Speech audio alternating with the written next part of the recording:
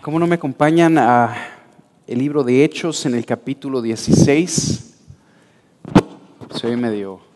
¿Cómo? ¿No hago eso? ¿No lo muevo? ¿Que ellos lo ajusten? Ajústenlo.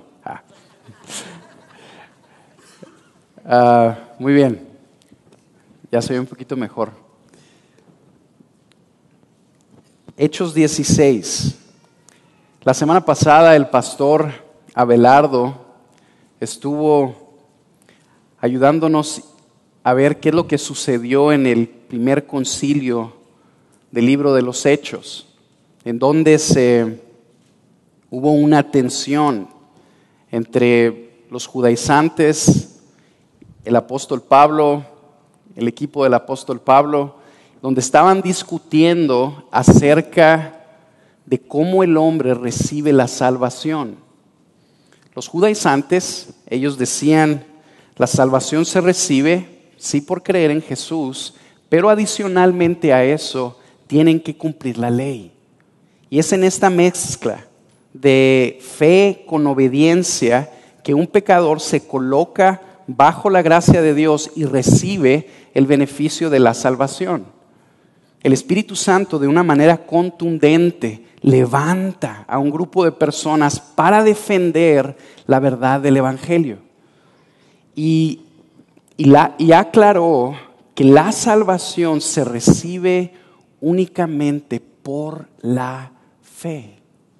Que es cuando una persona cree en Jesús que recibe el regalo gratuito de la vida eterna.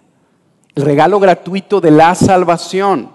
Y que en efecto esa salvación que recibe produce una transformación en su vida que como consecuencia lleva a esa persona a obedecer al Señor.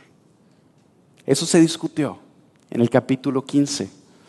Cuando se termina el capítulo 15, los apóstoles y los ancianos encomiendan al apóstol Pablo y a su equipo de trabajo, Bernabé, Silas y a otras personas, y los mandan con unas cartas a anunciar el mensaje del Evangelio a todas las iglesias, para que estas iglesias fueran confirmadas, que no fueran confundidas con un falso entendimiento del mensaje que Jesús vino a darnos.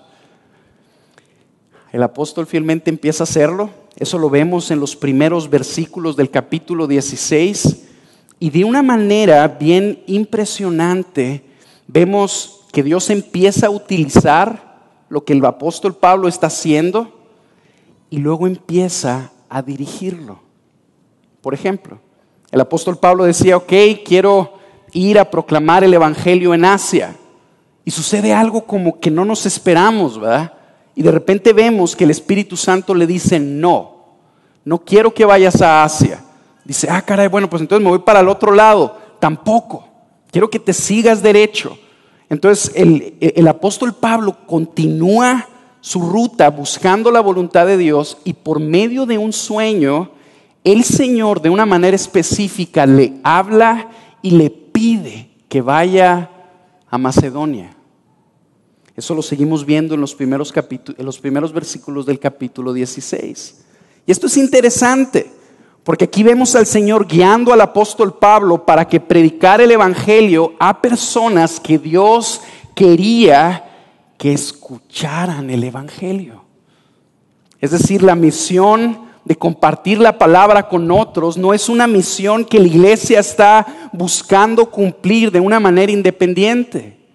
El Señor sí nos dijo, vayan y predíquenle el evangelio a toda criatura. Y yo estaré con ustedes todos los días hasta el fin del mundo. Entonces aquí vemos el apóstol Pablo yendo hacia la misión y a Jesús en la persona del Espíritu Santo guiando esa misión hacia donde Él quería que su evangelio fuera escuchado. Después de eso tenemos un versículo interesante, ahí en el capítulo 16, que es el 5. Y nos dicen, no vayan ahí. Nos dice rápidamente que las iglesias crecían diariamente. Cuando el evangelio se predica, las iglesias crecen diariamente. ¿Por qué crecían diariamente? Porque diariamente se predicaba el evangelio. Y luego después de eso, como que el Señor nos da 3 historias y nos ayuda a ver quiénes eran las personas que se iban añadiendo a las iglesias. No eran adeptos, no eran simpatizantes, no eran personas que asentían con el mensaje de Jesús. Más bien eran individuos, mujeres, hombres que experimentaban la poderosa salvación del Señor. Experimentaban en sus propias vidas la salvación que solo Cristo puede dar. Y una vez que eran salvadas, eran integradas a la iglesia. Y en eso nos vamos a concentrar esta mañana. Así que, ¿cómo no me acompañan, por favor? Empezando en el versículo 11. Me gustaría tener el tiempo para meternos a todos los demás versículos, pero si no, nunca acabamos. Así que versículo 11 del capítulo 16. Así que zarpando a Troas, navegamos con rumbo directo a Samotracia y al día siguiente a Neápolis y de ahí a Filipos, que es una ciudad principal de la provincia de Macedonia, una colonia romana. En esta ciudad nos quedamos por varios días y en el día de reposo salimos fuera de la puerta, a la orilla de un río, donde pensábamos que habría un lugar de oración. Nos sentamos y comenzamos a hablar a las mujeres que se habían reunido. Y estaba escuchando cierta mujer llamada Lidia, de la ciudad de Tiatira, vendedora de telas de púrpura, que adoraba a Dios. Y el Señor abrió su corazón para que recibiera lo que Pablo decía. Cuando ella y su familia se bautizaron, nos rogó diciendo: si juzgáis que soy fiel al Señor, venid a mi casa y quedaos en ella. Y nos persuadió a ir. Ahí nos vamos a detener un poquito. Esta es la primera historia. ¿Asuntos técnicos?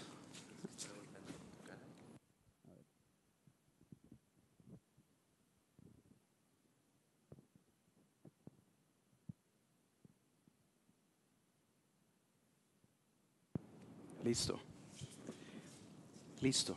Bueno, sí, ya, de nuevo. Ok, nos vamos a detener en la primera historia. Dijimos que vamos a ver 3 historias que ilustran a 3 personas que experimentan el milagro de la conversión. Antes de que sigamos avanzando, tenemos que decir esto.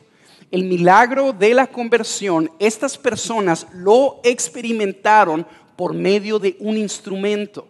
Y ese instrumento era la predicación del evangelio, que es el instrumento que Dios decidió utilizar para salvar a los pecadores. Voy a leerles bien rápido un versículo en el libro de Corintios. No me voy a tardar mucho en esto. Es Primera de Corintios 1:21. Porque ya que en la sabiduría de Dios el mundo no conoció a Dios por medio de su propia sabiduría, agradó a Dios mediante la necedad de la predicación salvar a los que creen. Esto es bien importante, porque lo que nos ayuda a entender es que el medio que Dios utiliza para salvar a los pecadores es la proclamación del evangelio. Y es exactamente lo que Pablo está haciendo aquí. Llegó a un lugar donde se juntaban personas a orar y empieza a hablar el mensaje de Jesús. Y ese mensaje, el Espíritu Santo decide utilizarlo para salvar a una persona que se llamaba Lidia. ¿Quién era Lidia? Lidia era una mujer de negocios. Era una mujer que vendía telas de púrpura, que en aquel entonces eran telas muy caras. Era una mujer exitosa y de una ciudad prominente que se llamaba Teatira, algo así como Nueva York hoy en día. Es decir, era una mujer de negocios, de primer mundo, probablemente llevaba una vida moral recta. ¿Cómo podemos saber esto? Porque era religiosa, estaba en un lugar donde se oraba. Era una mujer que practicaba la religión judía.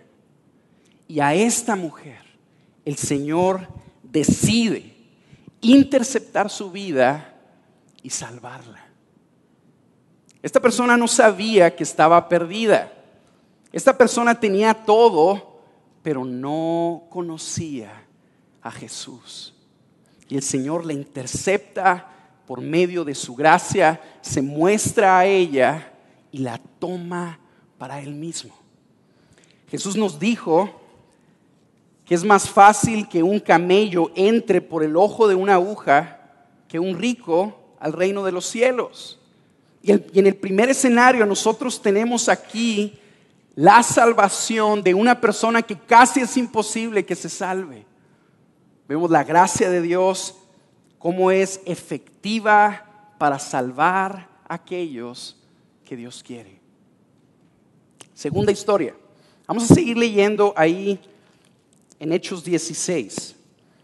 Después de eso, una vez que Lidia recibe este cambio de corazón, era una mujer religiosa que ahora vivía para seguir a Jesús.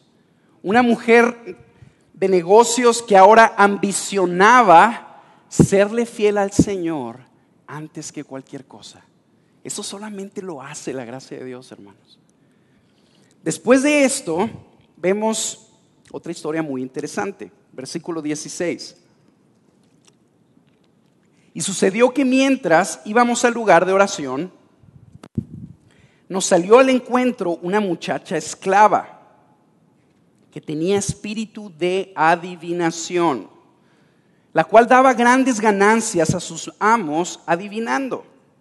Esta, siguiendo a Pablo y a nosotros, gritaba diciendo: estos hombres son siervos del Dios Altísimo, quienes os proclaman el camino de salvación. Y esto lo hacía por muchos días. Mas desagradando esto a Pablo, se volvió y le dijo al espíritu: te ordeno en el nombre de Jesucristo que salgas de ella. Y salió en aquel mismo momento. Vaya contraste, ¿verdad? Primero vemos al Señor en su gracia alcanzando a Lidia, y luego vemos cómo el Señor se encuentra con una esclava endemoniada. Una esclava endemoniada. Era una mujer que se dedicaba a la adivinación. Dice el libro de Deuteronomio que eso es abominable para Dios. Y a esta mujer el Señor la intercepta también. Dice John Stott en su comentario del libro de los Hechos que no tenemos ninguna evidencia en el texto para nosotros descifrar si esta mujer fue salva o no. Pero que como el Señor acomoda las cosas dentro de este capítulo, nos ayuda a entender que en efecto, una vez que Pablo libera a esta mujer esclava, los discípulos de Filipos le predicaron el evangelio y la llevaron a integrarse a la iglesia. Entonces creemos que esta mujer también experimentó el milagro de la conversión. Yo les puedo decir que es una de mis imágenes favoritas de este capítulo de cómo Dios salva a una persona. Porque no salva a alguien bonito. Salva a una persona que estaba poseída por un demonio. Era llevada, arrastrada por sus pasiones y por la voluntad del diablo. Y a esa mujer, Jesús, el amigo de pecadores, de adivinos, de prostitutas, le sale al encuentro. La toma por medio de la predicación del evangelio, su gracia fluye y la alcanza y le da el regalo irrevocable de la vida eterna. Después de que pasa esto, vamos a otra historia. Pero antes de que lleguemos a la historia del carcelero, quiero decirles que cuando Dios utiliza a Pablo para liberar y a los discípulos salvar a esta mujer, sucede algo que no estaba en la agenda, no estaba en el programa. Pablo le hace un bien a una mujer endemoniada, pero los amos de esa mujer esclava se enojan con él. Lo agarran a él, agarran a Silas y se los llevan con las autoridades de Filipos, con los magistrados. Y les dicen, estos hombres están predicándonos costumbres diferentes, que no nos es permitido llevar porque somos romanos. Alborotan el celo religioso y nacional del pueblo en el que estaban ahí. Y dice la escritura que los toman, les arrancan la ropa y les dan muchos azotes.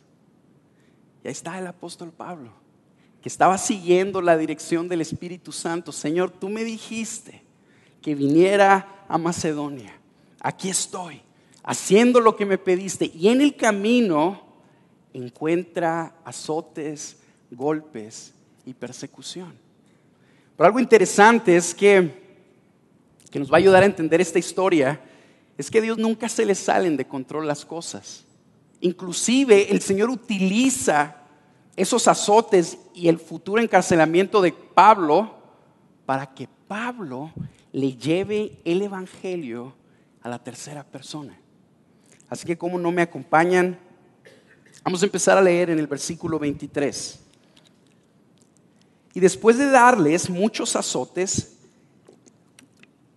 los echaron en la cárcel, ordenando al carcelero que los guardara con seguridad, el cual, habiendo recibido esa orden, los echó en el calabozo interior. Nadie le dijo al carcelero que los echara en el calabozo interior, pero ahí los echó. Era el lugar más sucio de toda la cárcel. Cuenta la historia que el calabozo estaba en la parte de abajo, todas las otras celdas estaban aquí arriba. Entonces, por ejemplo, toda la humanidad de todos los demás presos se deslizaba y caía en el calabozo. Y ahí metieron al apóstol Pablo.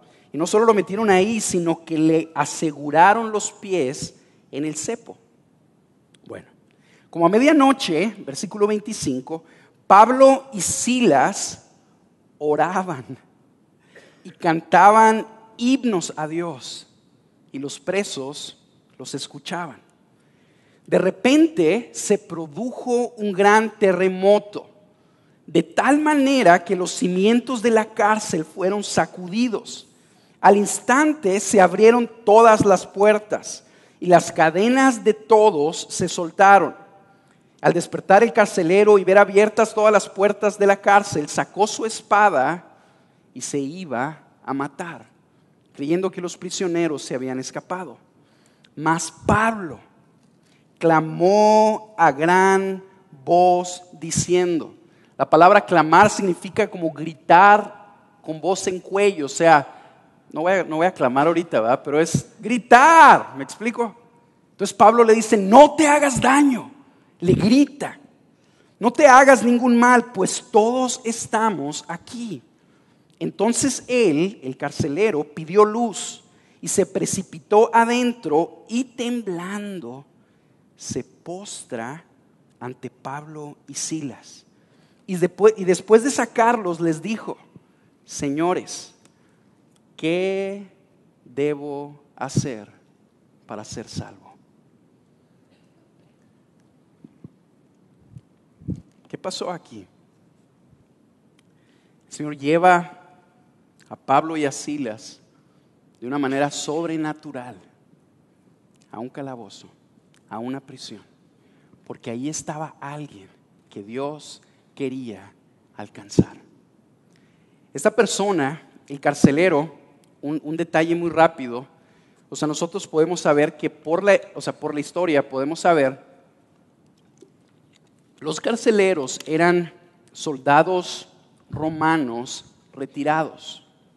Para que a un soldado romano lo retiraran, dándole la asignatura de cubrir una cárcel, tenía que haber mostrado mucha lealtad y fidelidad al régimen romano. Un régimen cruel, un régimen asesino, brutal, un régimen sin compasión, que aplastaba a los demás pueblos para demostrar su poderío a fin de que ellos les juraran lealtad a ellos. Pues este era uno de esos, ¿verdad? Un hombre muy probablemente con un corazón endurecido, un hombre responsable muy probablemente de muchas muertes crueles y despiadadas. Algo así como a lo mejor un sicario. Aquí estaba este hombre. Y a este hombre el Señor decide, por medio de la predicación del Evangelio, alcanzarlo en su gracia y salvarlo. Ustedes podrían, si ustedes y yo nos ponemos a analizar la vida de este carcelero, muy probablemente llegaríamos a una conclusión irritable, ¿verdad? ¿Cómo es posible que el Señor haya salvado a un hombre como ese? Si alguien merece la muerte, si alguien merece el infierno, pues es Él. Después de tanto sufrimiento despiadado que le ha causado a muchas personas. Y aquí vemos al Señor interceptando su vida, buscándolo. El Señor envía a Pablo a donde Él quería que estuviera para que le predicara la palabra a este hombre. Qué hermosa imagen de cómo el Señor no nos trata conforme a nuestros pecados, sino conforme a su mucha misericordia. El Señor le dio a este hombre lo que no merecía, igual que diariamente nos da a ti y a mí lo que no merecemos también. Ok. Antes de concentrarnos en algunos elementos de estas historias que nos van a ayudar a fortalecer nuestra fe en el poder de la predicación del Evangelio, el poder de Dios que fluye a través de la proclamación del mensaje de Jesús, vamos a tratar de contestar con estas mismas historias una pregunta. ¿Por qué es importante que tú y yo salgamos a predicar el Evangelio? ¿Por qué? Una persona podría responder de una manera muy rápida. Pues porque Dios nos lo pide. Dios nos pide en su palabra que vayamos y hagamos discípulos de todas las naciones. Y aunque eso es cierto y debería ser suficiente, tú y yo vamos a ver varios elementos en estas historias que nos van a ayudar a saber por qué el Señor nos pide que hagamos eso. La primera la vemos en la conversión de Lidia. Lidia era una mujer a la que muy probablemente tú y yo no pensáramos en predicarle el Evangelio. Era una mujer piadosa, probablemente leía su Biblia. Dice el texto que ella adoraba a Dios, ¿verdad? En su religión, lo hacía.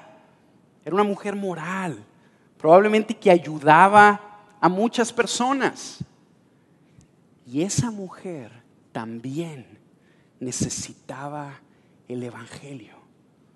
Tú y yo caemos fácilmente en el error de pensar, el mensaje de Jesús está para aquellas personas que se ven realmente perdidas. Como la endemoniada a lo mejor. Al carcelero no, ¿verdad? Porque ese está demasiado perdido. Pero a lo mejor la endemoniada sí. Y aquí el Señor nos está enseñando algo.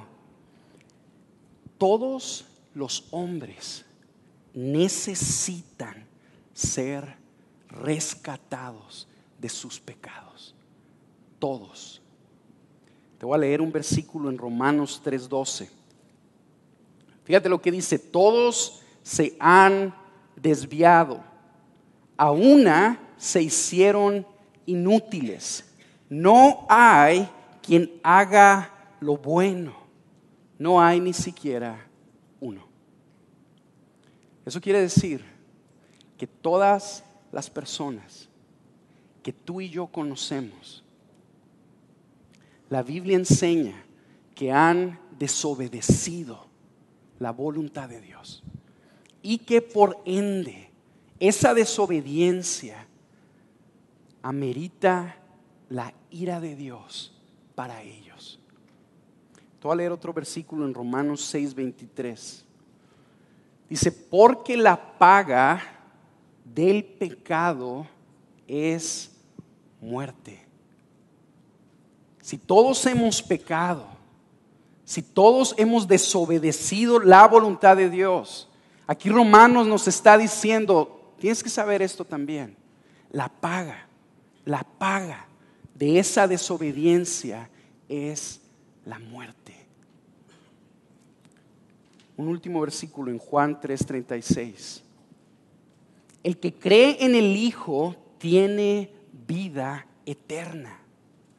Pero el que no obedece al Hijo no verá la vida, sino que la ira de Dios permanece sobre él. Eso es lo primero que nos enseñan estas historias. La predicación del Evangelio es urgente porque todos necesitan recibir el perdón de sus pecados a fin de que sean rescatados por Dios de la ira que ciertamente vendrá sobre el mundo. Ponte a pensar en tus vecinos, esas personas amables que te han ayudado cuando se ha quedado el carro, te han ayudado cuando a lo mejor te metiste en un problema con alguno de tus hijos. Son buenas gentes. Es gente que te quiere, que tú quieres también. Cenas con ellos, platicas con ellos, vas a sus fiestas, te invitan a compartir memorias con ellos. Quiero por favor que te hagas esta pregunta. ¿Esas personas están siguiendo a Jesús? Si no lo están siguiendo, la Biblia nos enseña que están bajo la ira de Dios. Y lo único que puede sacarlos de ahí y salvarlos es el mensaje del Evangelio. Por eso es urgente que tú y yo lo prediquemos. Vamos a ver el siguiente elemento. Lo vamos a ver en la actitud del apóstol, iba a decir del pastor Pablo, del apóstol Pablo con el carcelero. Está medio irónico la forma en la que Pablo le clama al carcelero cuando el carcelero intentaba quitarse su vida, ¿verdad? Era un hombre que había golpeado a Pablo, era un hombre que había humillado a Pablo, culpable de cientos de muertes, muy probablemente. Y cuando quiere quitarse la vida, todos los presos estaban ahí, decían, qué bueno, que se la quita y nosotros nos vamos, ¿verdad? Pablo lo detiene, y lo detiene de una manera que revela cierta desesperación. Clama a gran voz, no te hagas ningún daño, todos estamos aquí. ¿Por qué? ¿Por qué detiene Pablo al carcelero de que se quite la vida? Porque Pablo sabía que la oportunidad de recibir el perdón de nuestros pecados es únicamente durante esta vida. Pablo sabía, si ese hombre se mata, ya no va a haber esperanza para él. Esa persona se va a ir al juicio. Eso nos dice Hebreos 9:27. Está decretado que los hombres mueran una sola vez y después de esto el juicio. Si esta persona moría en esa condición sin Jesús, iba al juicio de Dios. Iba al juicio de Dios sin Jesús. Eso significa que iba a ser juzgado por sus pecados. Iba a ser condenado por sus pecados. Y ya no habría esperanza para él. Una vez que muriera, pasaría a una eternidad sin Jesús. Jesús nos dijo en los evangelios por medio de una historia, la historia de Lázaro y el rico, que una vez que las personas mueren, o van a la presencia de Dios o van a un lugar de tormento. Y una vez que están en un lugar o en el otro, ya no pueden salir de ahí. Recibirán aquellas personas que sean condenadas el castigo por sus pecados, y eso sucederá por toda la eternidad. Y eso Pablo lo sabía. Es otra razón que nos ayuda a entender por qué es urgente que tú y yo salgamos a predicar el evangelio. No sabemos cuándo las personas se van a morir, ¿verdad? Pero lo que sí sabemos es que si se mueren sin Cristo, irán a una eternidad sin Jesús. Vamos a ver la tercera razón. ¿Por qué es urgente que tú y yo prediquemos el evangelio? Esto lo vamos a ver también en la historia del carcelero. Si ustedes se fijan, la forma en la que el carcelero obtuvo el perdón de sus pecados, la salvación gratuita que Dios ofrece, él la obtuvo porque Dios lo tocó por medio de su Espíritu Santo, pero a través del entendimiento de un mensaje. Fíjense cómo el carcelero llegó a la conclusión y se acerca con ellos y les pregunta: señores, ¿qué puedo hacer para ser salvo? Esto es importante también, porque hay corrientes que opinan, por ejemplo, que a partir de la muerte de Cristo, la salvación es automática para el mundo. Recuerdo cuando yo estaba platicando con una persona que se dedica a dar conferencias religiosas, me decía: yo sí creo en el infierno, pero yo creo que el infierno está vacío. Yo le dije: ¿por qué? Porque Cristo murió, y a partir de que Cristo murió, recibe la ira de Dios y salva automáticamente a todas las generaciones. Yo me quedé pensando y dije: deberías de escuchar a lo mejor nuestra serie de Apocalipsis, ¿verdad? Ahí nosotros vemos, y no solo en Apocalipsis, sino en toda la Biblia, que eso no es cierto. Que las personas que recibirán el perdón de sus pecados son aquellas que escuchen el mensaje del evangelio, que les sea revelado por medio del Espíritu Santo y que crean en él y se arrepientan. Esos son aquellos que serán salvos.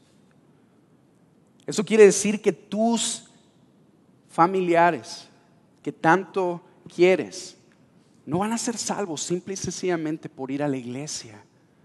No es que el Señor va a ver que, mira, llevan varias asistencias acumuladas, han hecho tantas buenas obras, por lo tanto voy a premiarlos con mi salvación. No. Empezamos diciendo en 1 Corintios 1:21 que Dios decidió salvar a los hombres por medio de la locura de la predicación. Es decir, el Señor salva pecadores cuando ellos entienden lo que Jesús vino a hacer por ellos. Quiero hacerles a ustedes una pregunta. Yo no sé si ustedes se han cuestionado lo mismo que el carcelero. ¿Qué puedo hacer para ser salvo? Si no te la has hecho, déjame decirte algo. lo más probable es que no seas salvo. A veces pensamos que el mensaje de Jesús es que el mundo se integre a la iglesia para que participen de la vida de la iglesia.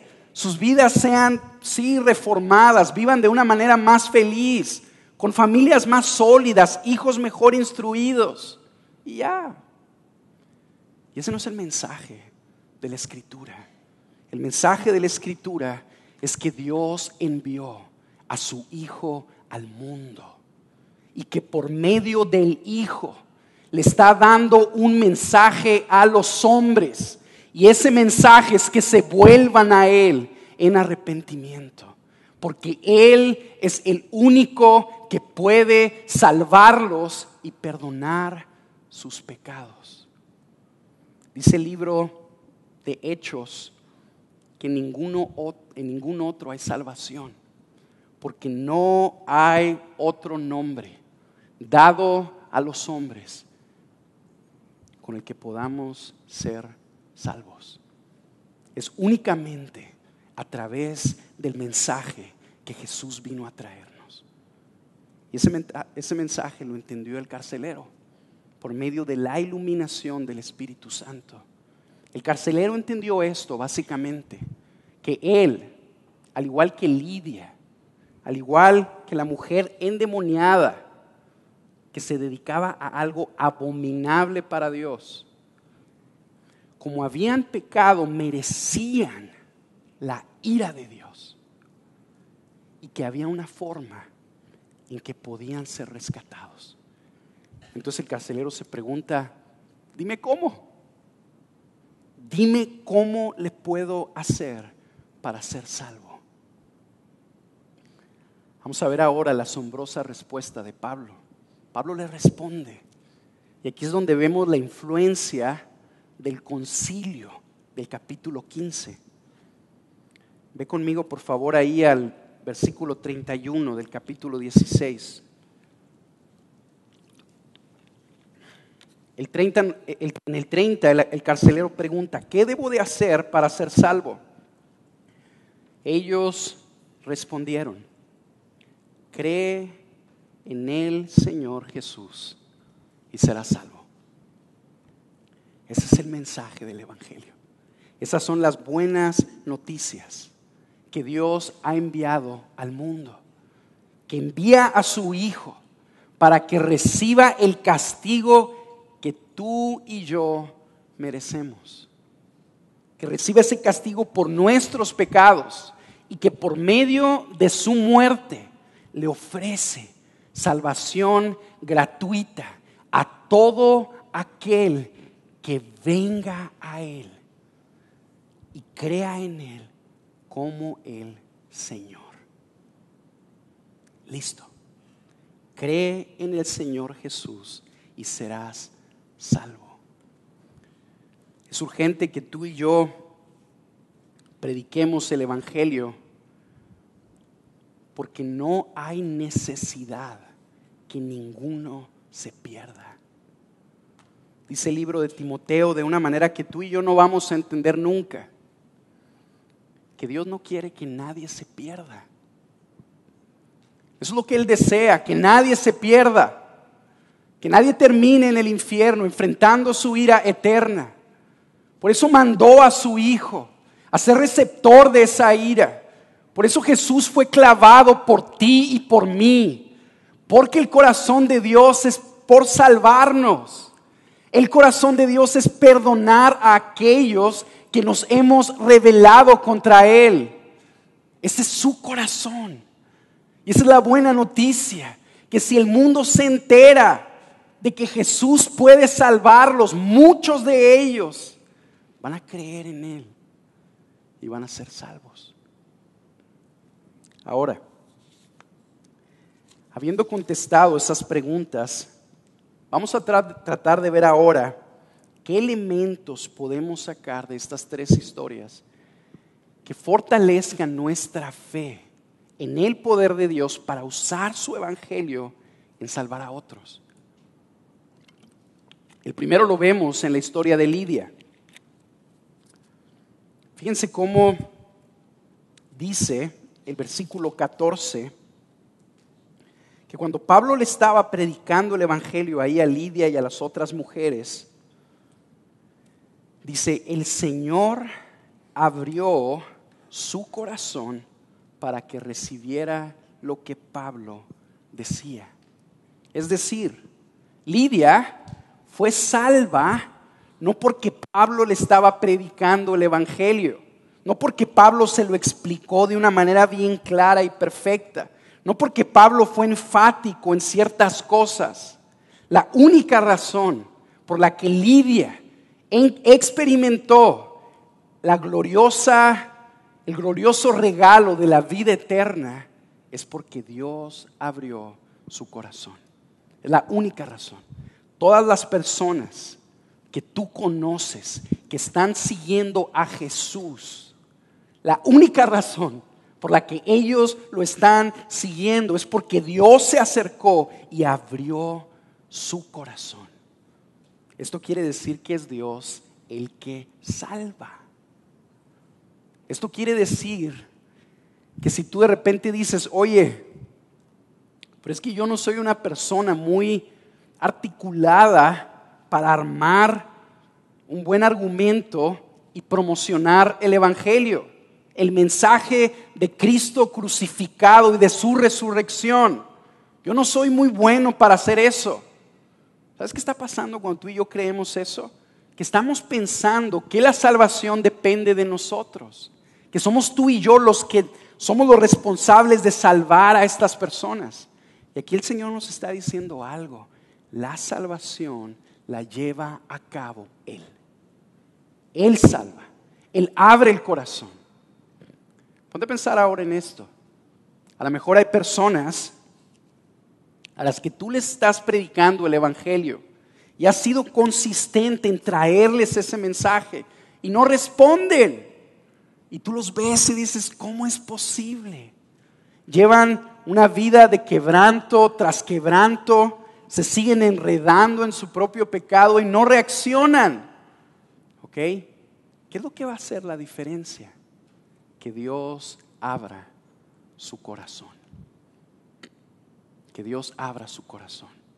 Eso nos debe de llevar a ti y a mí a entender que junto con la predicación del evangelio hemos de orarle al Dios del evangelio para que por medio de nuestro mensaje Él abra los corazones de aquellos que nos escuchan. Ese es el primer elemento. El segundo elemento que encontramos lo vamos a ver en la historia de la mujer endemoniada. La mujer endemoniada tenía un espíritu de adivinación. El espíritu la poseía. Ella estaba en un estado donde estaba siendo dominada por el diablo. Y aunque es cierto que los demonios siguen existiendo el día de hoy, no es algo que se extinguió como los dinosaurios, siguen existiendo, no todas las personas están endemoniadas. Pero la Biblia sí nos enseña algo y nos dice que todos aquellos que no están siguiendo a Jesús están bajo el dominio del diablo. Ojalá que el Señor nos ayude a ti y a mí a creer esto. Les voy a poner un versículo, Hechos 26:16. Aquí nos habla del llamado que Jesús le hizo a Pablo. Fíjate lo que le dice. Pero levántate y ponte en pie, porque te he aparecido con el fin de designarte como ministro y testigo. El llamado de Pablo era hablar de lo que veía, de lo que era testigo. No solo de las cosas que has visto, sino también de aquellas cosas en que me apareceré a ti, librándote del pueblo judío y de los gentiles a los cuales yo te envío, para que abras sus ojos. ¿Cómo se da ese milagro de que los ojos de una persona sean abiertos? Es por medio del testimonio del Evangelio que el Espíritu Santo decide utilizar y abrir los ojos de una persona ciega. Pero fíjate lo que dice después: para que abra sus ojos a fin de que se vuelvan de la oscuridad a la luz. Ese es el versículo 17. Todos podemos entender eso. Pero fíjate las siguientes palabras: y del dominio de Satanás a Dios. Del dominio de Satanás a Dios. Cuando una persona no está siguiendo a Jesús, está bajo el dominio de Satanás. Eso no quiere decir que está endemoniada, pero sí está bajo el dominio de Satanás. Pues déjame decirte esto: esta historia nos enseña que cuando Dios decide salvar a una persona, ni todo el infierno puede detenerlo, porque Dios hace lo que quiere. ¿Y qué es lo que Dios quiere hacer? Dios quiere salvar pecadores. Él quiere salvarlos. Y ellos están atados por el poder del enemigo. Por eso no vienen a Jesús. A veces tú y yo nos preguntamos, pues, ¿qué pasa con esta persona? ¿Por qué no entiende? ¿Sabes por qué no entiende? Porque está bajo el dominio de Satanás. Y lo que ella necesita es que Dios, en su gracia, por medio de la predicación del Evangelio, intercepte su vida y lo tome para Él. Eso es lo que esa persona necesita. Quiero dirigirme ahora a algunos de ustedes. Están aquí en la iglesia. Han escuchado el mensaje del Evangelio por años, pero no están siguiendo a Jesús. No lo siguen. No es su ambición serle fieles a Él por encima de todo. Estás aquí, sigues aprendiendo y dices, oye, pues ¿qué pasa conmigo? ¿Por qué yo no puedo reaccionar? ¿Por qué yo no puedo amar a Dios como veo que otras personas lo aman? Déjame decirte por qué. Porque estás bajo el dominio de Satanás. Dice la Escritura que el diablo ciega el entendimiento de los incrédulos, que él le pone un lazo a la gente para que no se le vaya. ¿Qué necesitas tú que suceda en tu vida? Que la gracia de Dios intercepte tu caminar. Eso es lo que tú necesitas. Déjame decirte algo: ¿por qué crees que Dios te está permitiendo escuchar esto? Te está permitiendo escucharlo no para asustarte, aunque sí deberíamos de asustarnos todos. Te está permitiendo que lo escuches porque Él quiere salvarte. A eso vino Jesús. Vino a buscar y a salvar lo que se había perdido. Tú puedes estar seguro de algo. Si tú clamas al Señor y le dices, Dios, soy un pecador, no puedo cambiar, sálvame, rompe el lazo del enemigo que hay en mi vida, rompe esta potestad que no me permite seguirte a ti. ¿Sabes cuál va a ser la respuesta a esa oración? A eso vine, a salvarte, a salvar a lo que se había perdido. A eso vino Jesús. Y aquí vemos nosotros cómo el poder de salvación del Señor no se frena ante nada. Ahora, a lo mejor hay personas que tú conoces, que tú dices, bueno, ya entendí que las Lidias están caminando también a la perdición. Pero este hombre, yo me he acercado a hablarle de Jesús, y cuando le hablo se burla de mí, me reprende, hace escarnio de mis palabras. Y la verdad de las cosas es que ya no quiero hablarle. Era algo parecido a lo que la mujer endemoniada estaba haciendo con Pablo. Estaba gritándoles, estos hombres les enseñan el camino a la salvación, pero lo estaba haciendo de una manera burlona, de tal manera que enfadó a Pablo y la reprendió y salió el demonio. Tú ves a lo mejor no sé, un familiar, un vecino, un amigo en tu trabajo. Dices, esta persona no tiene esperanza. Cuando se le presenta el mensaje, no solo trata de entenderlo, sino que se mofa de él y se opone. Bueno, mira, acuérdate de esto. El que abre los corazones es el Señor. El que saca del dominio de las tinieblas y los pone en la luz es el Hijo de Dios. Es Jesús. Tu parte y la mía es bien sencilla. Anunciarles el mensaje del Evangelio. Y Dios puede usar ese mensaje para salvar aún a personas así.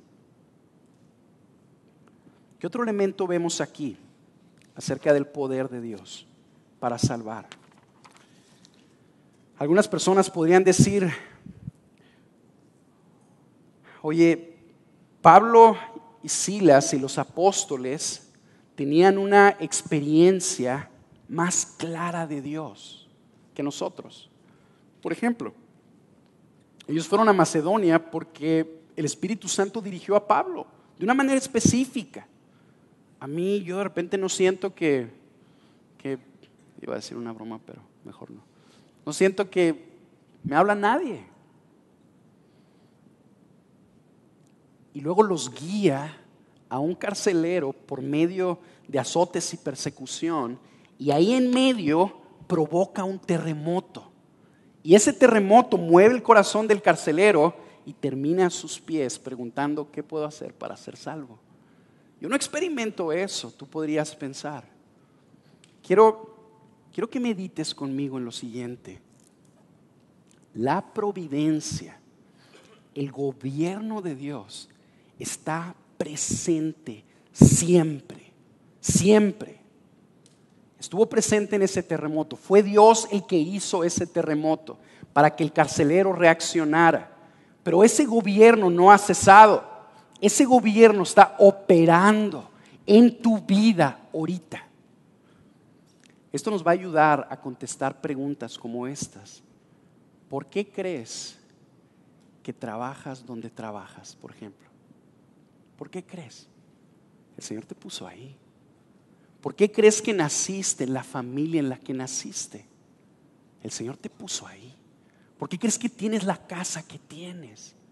Porque hay vecinos ahí, ¿verdad? ¿Por qué crees que estudiaste donde estudiaste? Y conociste esos amigos. Dios nos puso a ti y a mí ahí. ¿Sabes por qué? Porque Él quiere que personas ahí a nuestro alrededor, al igual que ese carcelero, escuchen el mensaje de Jesús. Que escuchen que el Hijo de Dios los ama, que no vino a condenarlos, que vino a salvarlos, y que si ellos creen en Él, serán salvos. Puede pensar lo irónico que sería que sucede el terremoto, llega este carcelero a los pies del apóstol Pablo y le dice, ¿qué puedo hacer para ser salvo? De repente Pablo platica con Silas y le dice, oye, háblale a Pedro. Pedro tiene mucha experiencia en cárceles, de seguro va a saber qué decirle al carcelero. Entonces yo diríamos, qué locura. El Señor te puso ahí para que tú le hablaras, Pablo. Pero por más irónico que suene, muchas veces tú y yo respondemos de esa manera. Estás platicando con tu vecino y te cuenta que a lo mejor sucedió algo en su vida que lo sacudió. Y tú estás ahí delante de él y tienes su corazón abierto. Y de repente tú y yo pensamos, ¿cómo me gustaría que el pastor Abelardo estuviera aquí? Él sí sabría qué decirle. El Señor nos puso ahí. Y claro que tú y yo tenemos algo que decirles. Si tú conoces a Jesús, tienes algo que decir. Así que yo quiero animarte. Ve el poder de Dios. Ve el poder de Dios en acción colocándote a ti ahí donde tú estás. Piensa en tu jefe, por ejemplo. Te acaba de ascender de puesto. Ha sido bien generoso contigo y no conoce a Jesús. ¿Quién le va a hablar a él? ¿Quién le va a decir, oye, quiero que sepas algo? Todo esto que tú ves se va a acabar. Todo. Y un día tú y yo y todos los hombres vamos a estar delante del juicio de Dios.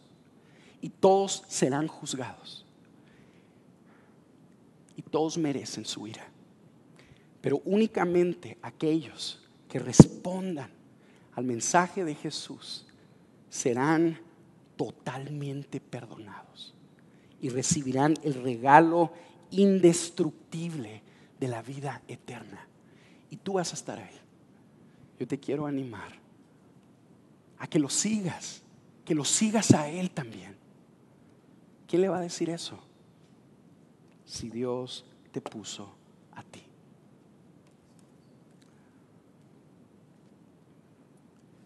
Cuando tú y yo creemos realmente estas cosas, hermanos, es cuando empezamos a comprender un poquito mejor la mente del apóstol Pablo. ¿Por qué Pablo insistía en ir a lugares donde lo maltrataban, donde amenazaban con matarlo? Si era por su corazón por Dios, si era porque decía yo he de serle fiel a Jesús hasta la muerte, pero junto con eso era que Pablo entendía que esas personas estaban corriendo a una eternidad sin Jesús y que alguien tenía que decírselos. El capítulo 9 del libro de Romanos nos dice, por ejemplo, que había un continuo dolor en el corazón de Pablo y que él mismo deseaba ser maldito por amor a sus hermanos. El apóstol Pablo a lo mejor hacía una oración como esta: Señor, que me pierda yo, pero sálvalos a ellos. Están corriendo al infierno y no entienden el mensaje. Sálvalos. Si quieres, tómame a mí. Eso fue lo que hizo Jesús. Jesús fue enviado al mundo porque tú y yo merecíamos la muerte y la seguimos mereciendo. Y Jesús levantó la mano y le dijo al Padre: Padre, dame esa muerte a mí. Yo voy a tomar su lugar, pero sálvalos a ellos. Ese mensaje tiene que ser escuchado. Y ese mensaje es poderoso para salvar. Romanos 1:16, fíjate lo que dice. Porque no me avergüenzo del evangelio, porque es poder de Dios para la salvación de todo aquel que cree. Tú y yo estamos, si creemos la Biblia, estamos en un mundo que está bajo la ira de Dios. Si tú y yo queremos ser serios con la Biblia, esa conclusión vamos a llegar. Y tú y yo tenemos el mensaje, el instrumento que el Espíritu Santo usa para derramar de su gracia abundante para salvar pecadores. Pecadores que Dios decidió salvar y que nada lo va a detener de que lo salve. Tú y yo podríamos estar delante de de esta comisión y decir: esto es abrumador. Esto es abrumador. Mientras tú y yo estamos aquí, hay gente en este momento que se está muriendo sin Jesús y en este momento se están perdiendo para siempre. ¿Cómo voy a responder a esta misión, verdad? Quiero recordarles esto. Es Dios el que salva. Es Dios el que tiene su plan. Y es Dios el que va a hacer lo que Él quiere. Y Él escogió salvar al mundo por medio de la locura de la predicación. Esa es nuestra parte, salir a hablar las palabras de Jesús. Y si el Señor lo decide, el Espíritu Santo va a intervenir y va a salvar a estas personas. Pidámosle a Dios el corazón para salir, el amor por esas personas, la valentía y la habilidad de hacerlo, y que Él respalde nuestro mensaje a fin de que muchos sean salvos.